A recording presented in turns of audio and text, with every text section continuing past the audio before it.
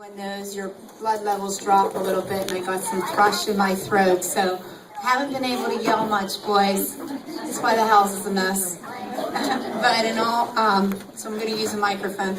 And I also want to say, I didn't prepare much for today to speak. I'm just going to speak from the heart. I called Carol and Kara yesterday, who planned this amazing event for me, and I said, you know, I speak at a lot of churches and cancer pep rallies in the Hillman Center and the Relays for Life, and I do prepare things. They give me topic to talk about, but when I speak to my family and friends, and when I speak to people who are coming here to support me, I just feel like I need to speak from the heart and not from a piece of paper and read my experiences. And as you all know, I wrote it in a book.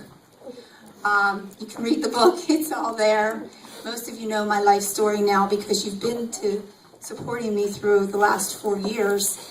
So you don't need to hear all that stuff. You just need to hear really some encouragement, how we made it, and probably a big thank you from me and my family for all that you've done for me and for us in the past 4.5 years. I'm just amazed at this little event that turned out to be lines out the door for an hour, 2 hours. A couple, I guess it was about 6-7 months ago, I'm looking for Kara and Carol. They asked me to, if they could do a fundraiser for me, and I said, nah, there's other people that need it. I don't need it right now. We just got back from Switzerland. Everything's good. Let's hold off. I could tell they were itching. Carol's been my friend since, I don't know what, first grade, second grade. We grew up in Greenfield together and got in a lot of trouble together. But we've also done a lot. Carol has a heart of gold. She's a tough girl, but she has a heart of gold. And I know that she wanted so badly to reach out and help, but she saw what Plum Community has done for me, and she wanted to bring both neighborhoods together. And there's some little things up here. Unless I'm imagining that. It's part of the chemo. I'll blame everything on the chemo. That's right. They're my angels following me. There's one right there. Anyways, and she wanted to bring my family together, the Plum community together, and the Greenfield community. And look, and people have left. This is just amazing in 4 hours how many people have come to eat spaghetti. And I'm Irish. Go figure. But, so Carol and Kara, thank you. Michelle, thank you. Michelle's Carol's little sister who we kind of took under our wing, got her in a little bit of trouble. She's 10 years younger than us. But thank you guys. And you know, I love you like your sister. You know, I just don't even, you know, I'm always there for you too. Always. Where did my thing go?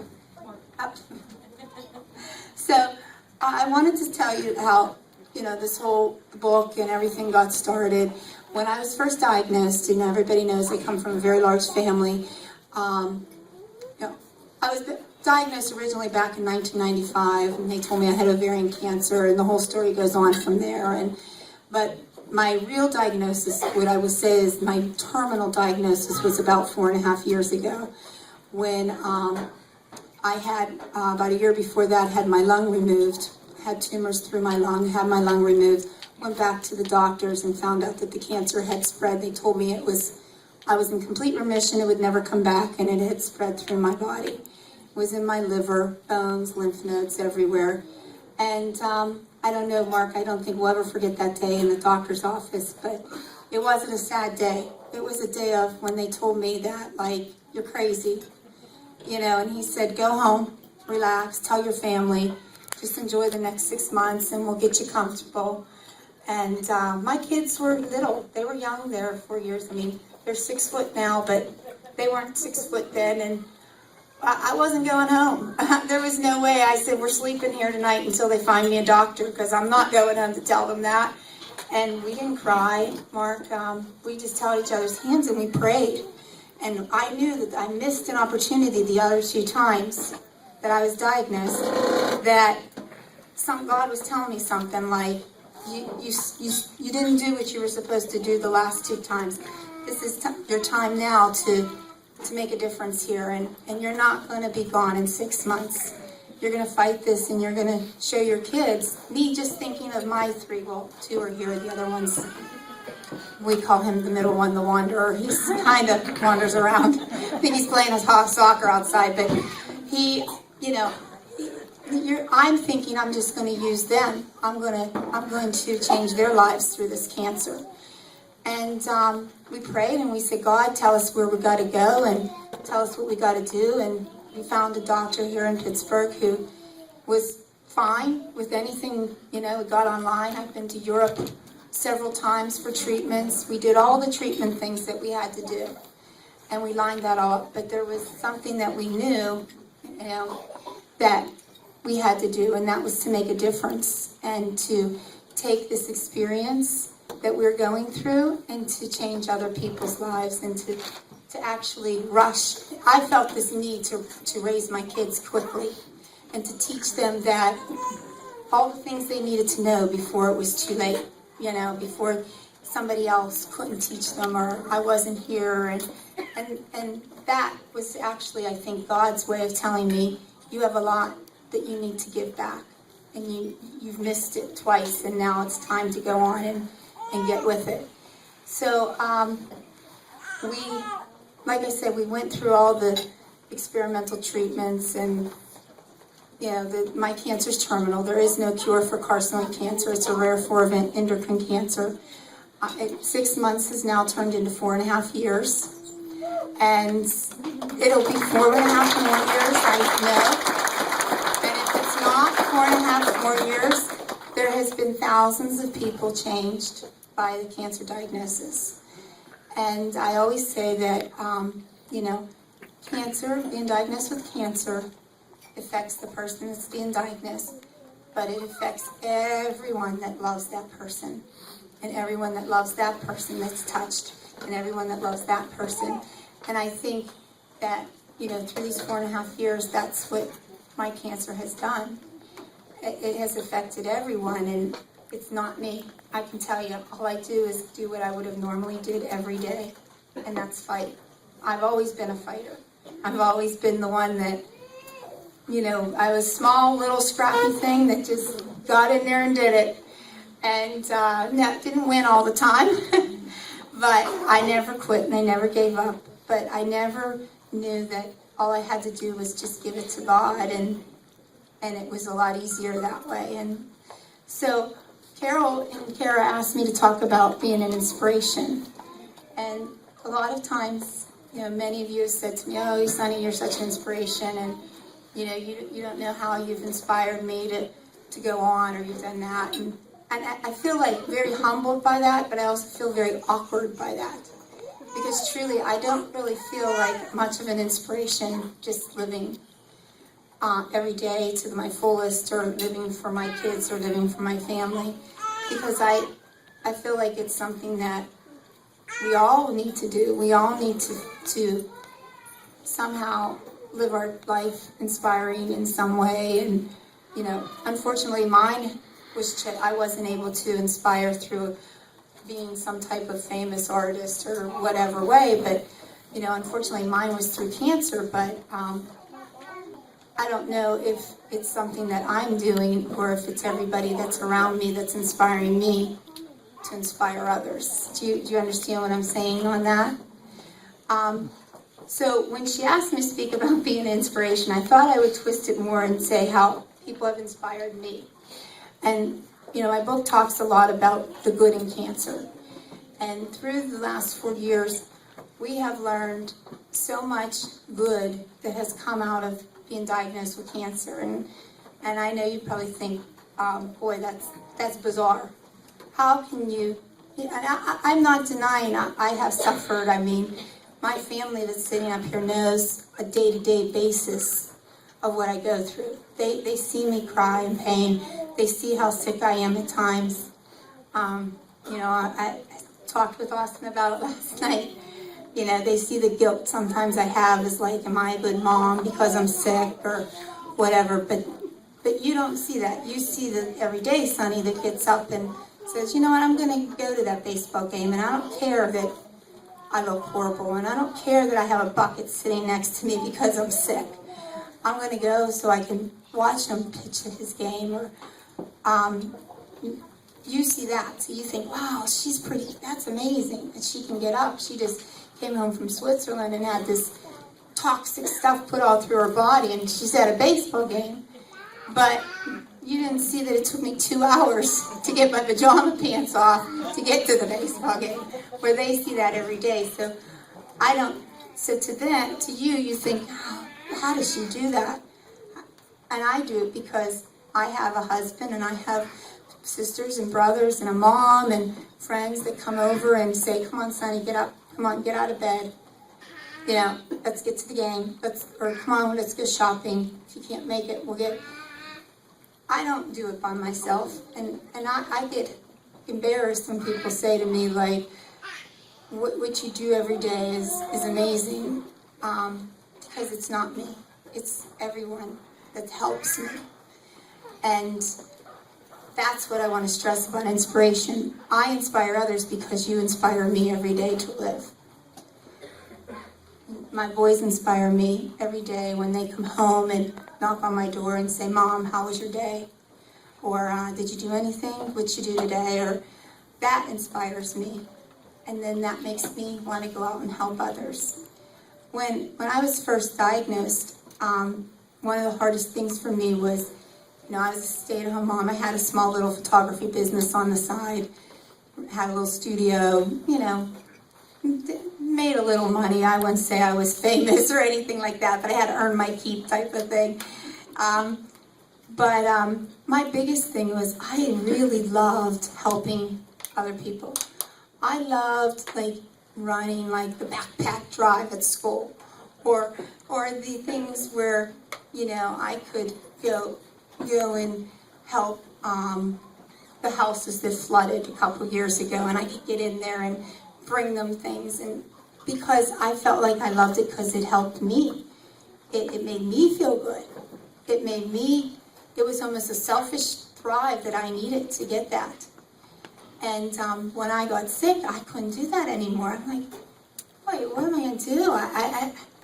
And I realized, and I think Pastor Frank, you and I talked about this one time, I said, I learned that all this time that I was rushing around in my life and taking my kids here and doing things for everybody, trying to be this super person and be a super mom and everything, I always thought, I wish I had time to call that person on the phone that needs someone to talk to. Or I wish I had time to listen to that person who has a problem. Because I always say everybody has a cancer. It may not be cancer, but it's their problem, and that's their cancer. That's what's eating at them. And it hit me really fast. Hey, now I have time. I'm at home, and I'm sick, and I can call somebody that has another problem. And I can say, hey, tell me about it. And it gets me through my day. And people say to me all the time, I don't want to tell you my problems. Look what you're going through. And I'm like, no, tell me your problems, please. Let me help you.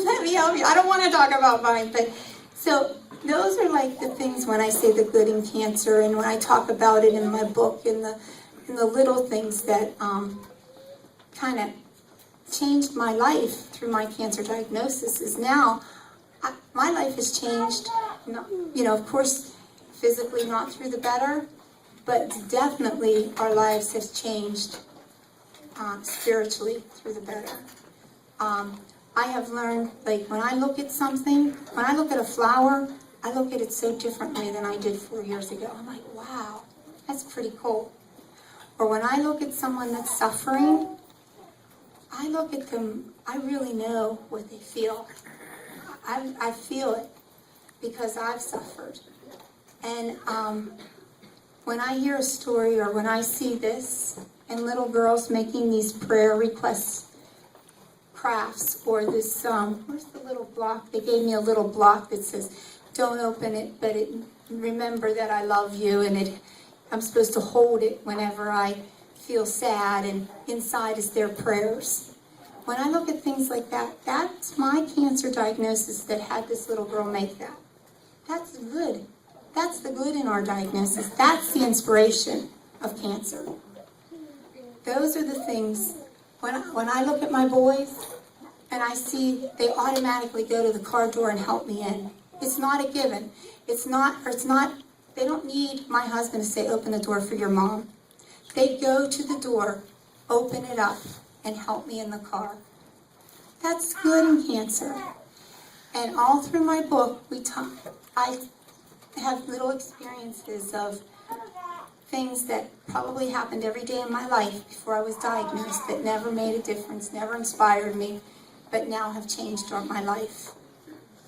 And I just hope when you see me, I always say, I don't want my biggest thing, and I know my sister-in-law saying it because I think I said it to her once, is I hate when people feel sorry for me. I hate when people they feel like, they look at me and go, oh, it's so sad. But I like when someone looks at me and says, that's pretty cool. You know, wow, look what she's done. And, you know, I don't feel like I've done much. I say it's all through God. It's all through that one prayer that we said in May, 4.5 years ago. And, but it's all because of this diagnosis. It's all because of cancer. And if my life ends in 2 years, if my life ends in 20 years, it doesn't matter, because those 2 years have changed so much that 20 years of me not having this disease would never have changed. Do you understand what I'm saying? Like, that little 2 years that maybe I have left, or that, you know, and I didn't get cancer, and I lived 20 years and did nothing, meant nothing. But the 2 years that I had it and has made a difference, has made more than the 20 years will ever make. And I think when people look at me and they look at my family and they say that they're, you know, how they get through it and they're inspiring, or it has nothing to do with time. It has nothing to do with books that we read, or you know, when I first got diagnosed, we got all those books out. How to tell your kids, how to do this, how to, you know, keep them, you know, the one thing that you know, when we first told us that there was 6 months left, he said, I'll go get the psychologist. That's the first person we send in here. Like, wait, you just told me I have 6 months to live. You want me to talk to a psychologist? You don't think I have time for that. I need to talk to someone much more powerful than a psychologist right now. But we bought all those. We probably spent a treatment or two on books. We should have saved that for all these experimental treatments we're doing now. But we didn't need any of those books, because all we really needed was faith. We needed our hope, and we needed each other, and we needed to know that every single day we have to make a difference. And every single day, no matter if I get out of bed, if it's a day that I can't get out of bed, or if it's a day that I can get out of bed, I have to find one good thing in that day. One good thing. And it could be a smile. It could be maybe, I don't know, someone, Mark brought me the drink without me having to text him. Can you bring me a Coke? Whatever. But then sometimes I get desperate. FYI. You know, whatever it is, I don't close my eyes at night until I find one thing that I can say, okay, we did one happy thing today. One good thing happened today. And there are times where you think, I'm not going to find that good thing today. This day was sucked. It was really bad. And then I find it. And you know, that's why when you see my photos, the sunrises are so important to me. Because I know when I go to sleep, tomorrow there's going to be a sunrise, even if it's cloudy. So it starts all over again. And we have to wake up and inspire again, and do it again, and do it again, and do it again. And when people tell us, when those doctors say, and I'm sitting here looking at the baby like that, right there, that's my good thing today. That little sweet little baby crying. But when people say, like, oh, she's so sick, or I don't know, it might not happen, like, you know, I hear what people say. I know what they say when they see me. I know in the last 6 months I've changed, and I've gotten sicker, and and I know what I look like, but I don't listen to any of that, because I know that there's always something else out there, there's always faith, and there's always one thing above that will always get us through. And that's what inspires me. It's these things, it's these events, it's a text, it's a phone call, it's a message. You know, I'm looking at my neighbor, but like, it's a message from a neighbor. Go into the store, can I get you something? Those little things are my good things in every day. And those are like the good in cancer. And everyone in this room has shown me the good in cancer and the good in every day. And I don't know what else more to say except that I feel very blessed. I feel so happy that you're all here today to do this. I know you know the new, I'm sure most of you know why. We went to Switzerland in January. The treatment cost us a lot of money. We got through it. We're now working on a new treatment. We're not sure if it worked or not. I think it maybe not as successful as it has been in the last 3 other times that we tried it. It was really rough on me. But there is a new drug out there that we are now testing. And my insurance covers it. However, the copay is $3,800 every 14 days. So it's $8,000 a month. That's our copay. And in October 1st, that changes to non-coverage for a couple months because of we got new insurance, all those little things that you have to meet, 40% and all that stuff. But it does cover some of it, and we have the copays, and that's why we decided to do another fundraiser. Well, Carol and Kara decided to do it for me. And we get through and we find some way, but my blessing is when we went to Switzerland, the doctors didn't want us to go. They didn't think I would be able to make it through this treatment. It's very powerful. I made it through the treatment. I made it home. And he said, this is it. There's nothing more. There's nothing more. Within a month, this new drug came out. And it's been very promising for a lot of carcinoid patients. So I've gotten 3 doses in, and then as you all know, I got the shingles and thrush and had some complications, so we've been off of it for a while, but we're going back on it in 2 weeks. When I say we, I mean we. Because I go on the drug, but they all take care of me while I'm on it. So it's not and that's what I say when I say we fight cancer. It's not me fighting the cancer. It truly is everyone fighting the cancer that loves me. They all fight it with me because my